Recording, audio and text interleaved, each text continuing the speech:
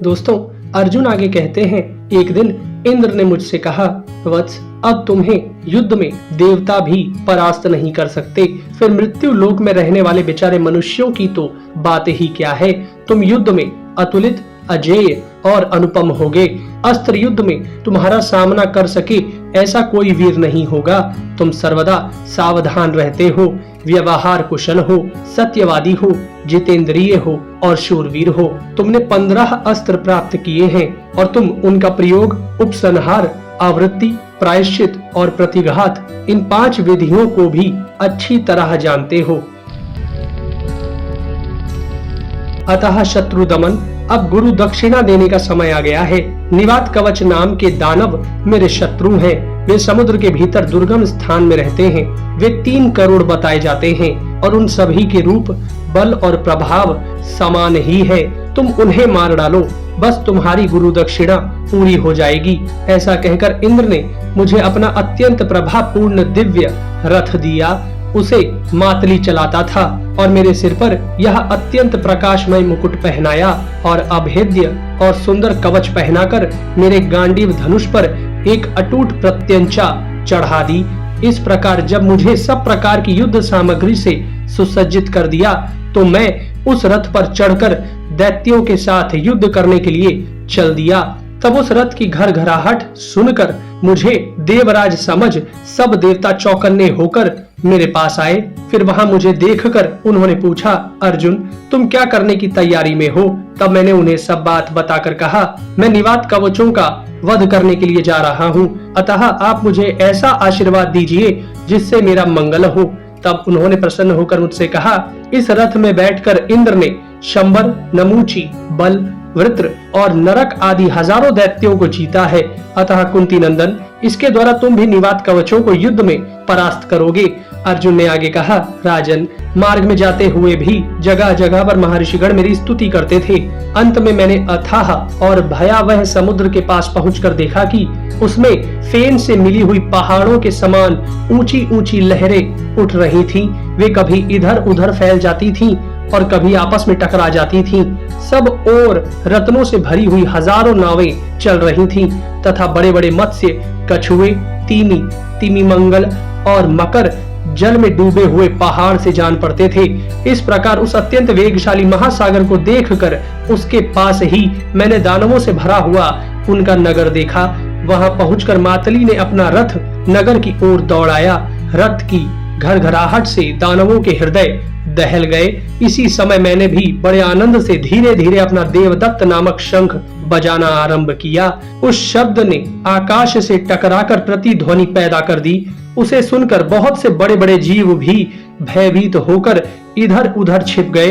फिर अनेकों प्रकार के अस्त्र शस्त्रों से सुसज्जित सहस्त्रों निवात कवच दैत्य नगर से बाहर आ गए। उन्होंने हजारों प्रकार के भीषण स्वर और आकार वाले बाजे बजाने आरंभ किए। इस प्रकार निवात कवचों के साथ मेरा भीषण संग्राम छिड़ गया। उसे देखने के लिए वहां अनेकों देवर्षि, दानवर्षि, ब्रह्मर्षि और सिद्ध लोग आ गए और मेरी ही विजय की अभिलाषा से मधुर वाणी द्वारा मेरी स्तुति करने लगे। दानवों ने मेरे ऊपर गदा, शक्ति और शूलों की अनवरत वर्षा आरंभ कर दी और वे तड़ातड़ मेरे रथ के ऊपर गिरने लगे। तब मैंने बहुतों को तो प्रत्येक के 10-10 बाण मारकर धराशाही कर दिया। इसी प्रकार अनेकों छोटे छोटे शस्त्रों से भी मैंने सहस्त्रों असुरों को काट डाला। इधर घोड़ों की मार और रथ के प्रहार से भी अनेकों राक्षस कुचल गए और कितने ही मैदान छोड़कर भाग गए। कुछ निवात कवच स्पर्धा से बाणों की वर्षा करके मेरी गति को रोकने लगे। तब मैंने ब्रह्मास्त्र से अभिमंत्रित करके हजारों छोटे छोटे बाण छोड़कर उनका सफाया कर दिया। उस समय उन दैत्यों के छिन्न भिन्न शरीरों से उसी प्रकार रक्त का प्रवाह चलने लगा जैसे वर्षा ऋतु में पर्वतों की चोटियों से जल की धाराएं बहने लगती हैं। फिर सब और पर्वत के समान बड़ी बड़ी चट्टानों की वर्षा आरंभ हुई। उसने तो मुझे बहुत ही खिन्न कर दिया। तब मैंने इंद्रास्त्र के द्वारा अनेकों वज्र के से वेग वाले बाण छोड़कर उन्हें चूर चूर कर दिया। इस प्रकार पत्थरों की वर्षा बंद हुई तो मोटी मोटी जल की धाराएं गिरने लगी। इंद्र ने मुझे विशोषण नाम का एक दीप्तिशाली दिव्य अस्त्र दिया था। उसे छोड़ने से वह सारा जल सूख गया। इसके पश्चात दानवों ने माया द्वारा अग्नि और वायु छोड़े, तब तुरंत ही मैंने जलास्त्र से अग्नि को शांत कर दिया और शैलास्त्र द्वारा वायु को रोक दिया। इतने ही में एक एक करके वे सब दानव अदृश्य हो गए और इस अंतर्धानी माया से कोई भी दानव मेरे नेत्रों के सामने ना रहा।